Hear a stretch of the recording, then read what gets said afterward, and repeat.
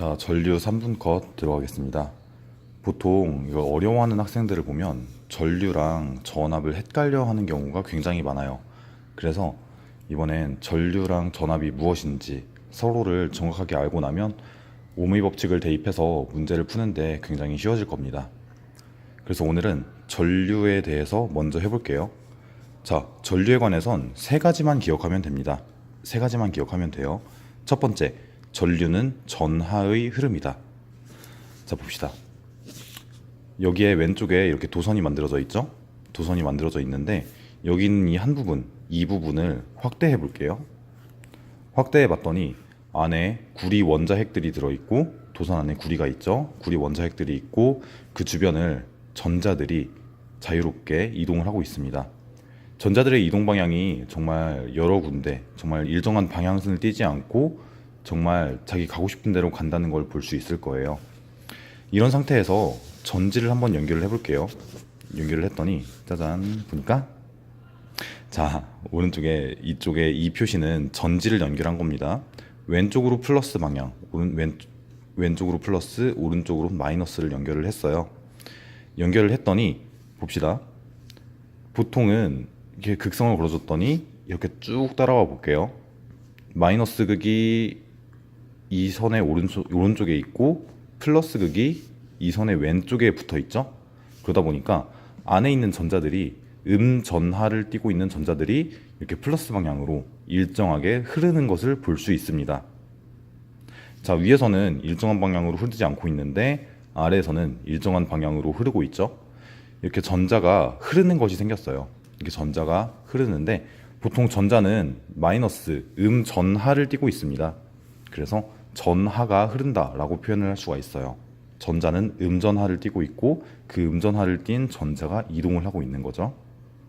말을 좀 어렵게 했는데 간단하게 전자가 이렇게 이동을 하고 있기 때문에 이곳은 전류가 형성되었다라고 할 수 있습니다. 그래서 전류의 방향은 전자의 이동 방향과 반대이다 이렇게 적혀 있는데 봅시다. 근데 선생님이 여기 써놓은 걸 보니까 위엔 전류의 흐름이라고 해놓고 오른쪽으로 표시를 해놨어요. 그렇죠? 근데 이쪽은 전자는 왼쪽으로 흐르고 있습니다. 옛날 사람들은 전류가 플러스 전하가 오른쪽으로 이동한다 라고 생각을 했었는데 이런 걸 바탕으로 수많은 이론과 법칙, 원리들이 많이 형성이 됐었어요. 그래서 이론, 법칙, 원리들이 많이 형성이 되어 있었기 때문에 나중에 전자가 이동한 걸 이미 알았을 때는 너무 시간이 늦어버린 거야. 그래서 이걸 바탕으로 이미 많은 이론들이 많이 형성이 되어 있었기 때문에 이것들을 다 수정할 수가 없어서 그냥 간단하게 과학자들끼리 전류랑 전자의 이동 방향은 반대다라고 약속을 했습니다. 그래서 여러분들은 이게 반대라는 것만 알아두고 실제로 문제를 풀 때는 전류가 이렇게 흐른다라고 생각을 하면서 뭔가 전류라는 게 실제로 있는 것처럼 생각을 하면 문제를 푸는데 많이 수월할 거예요. 세 번째, 전류의 단위는 암페어이고 이는 전자가 얼마나 많이 이동하는가의 개념입니다. 이거 정말 중요합니다. 전자가 얼마나 많이 이동하는가의 개념이에요. 얼마나 세게 이동하는가가 아니고 얼마나 많이 이동하는가의 개념입니다. 자, 아래 봅시다. 1A. 암페어는 이렇게 단위 A로 써요. A로 쓰는데 도선에 이렇게 도선이 있습니다. 도선에 1A의 전류가 흐른다고 해봐요. 그럴 때 도선을 보면 이쪽을 막는다기보다는 이쪽에 센서를 달게요. 얼마나 많은 전자가 흐르는가를 보는 센서예요. 1A의 전류가 흐를 땐 6.25 곱하기 10의 18승계의 전자가 이 도선을 흐르고 있는 겁니다. 이 암페어 값이 높으면 높을수록 더 많은 전자가 흐르겠죠? 자, 뭐였나요? 자, 첫 번째, 전류는 전하의 흐름이다. 전류의 방향은 전자의 이동 방향과 반대이다. 이 두 개는 크게 어렵지 않을 거예요. 자, 세 번째, 전류의 단위는 암페어이고 이는 전자가 얼마나 많이 이동하는가의 개념이다. 이 세 번째 개념은 꼭 정확하게 숙지를 해주시기 바랍니다. 볼트, 나중에 전압을 들어가게 되면 전자가 얼마나 많이 이동하는가, 이게 아니고 전자가 얼마나 세게 이동하는가를 보게 될 거예요. 나중에 보면 여러분들이 만약에 가게에서 장사를 한다고 칠게요.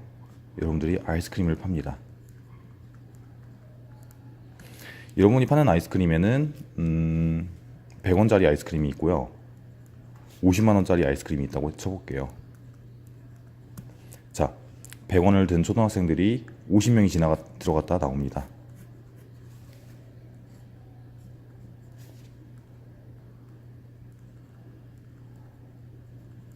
그럼 어느 날은 50만 원을 든 굉장히 돈이 많은 부자가 5명이 옵니다.